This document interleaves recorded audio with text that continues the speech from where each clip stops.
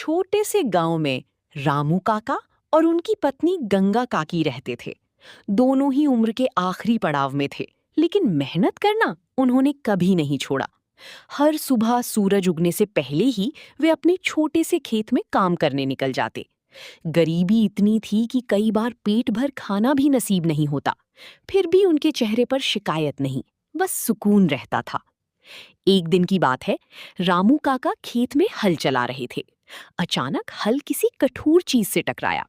उन्होंने झुककर मिट्टी हटाई तो देखा कि वहां एक पुराना घड़ा दबा हुआ है। धीरे धीरे उन्होंने उसे बाहर निकाला और खोला।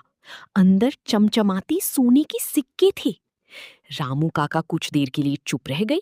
उनकी आंखों में हैरानी भी थी और खुशी भी। वे घड़ा उठाकर घर लाए और गंगा काकी को सब बताया।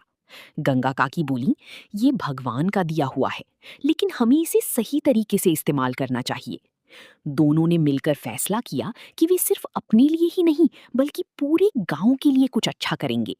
उन्होंने सबसे पहले अपने टूटे घर को ठीक कराया, फिर गांव में एक कुआं खुदवाया ताकि सबको साफ पानी मिल सके।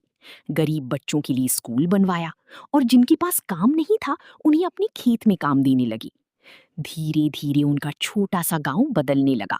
लोग खुश रहने लगी और रामू काका और गंगा काकी का सम्मान करने लगी। लेकिन सबसे खास बात ये थी कि इतने पैसे आने के बाद भी उनके स्वभाव में कोई बदलाव नहीं आया। वे पहले की तरह ही सादगी और मेहनत से जीते।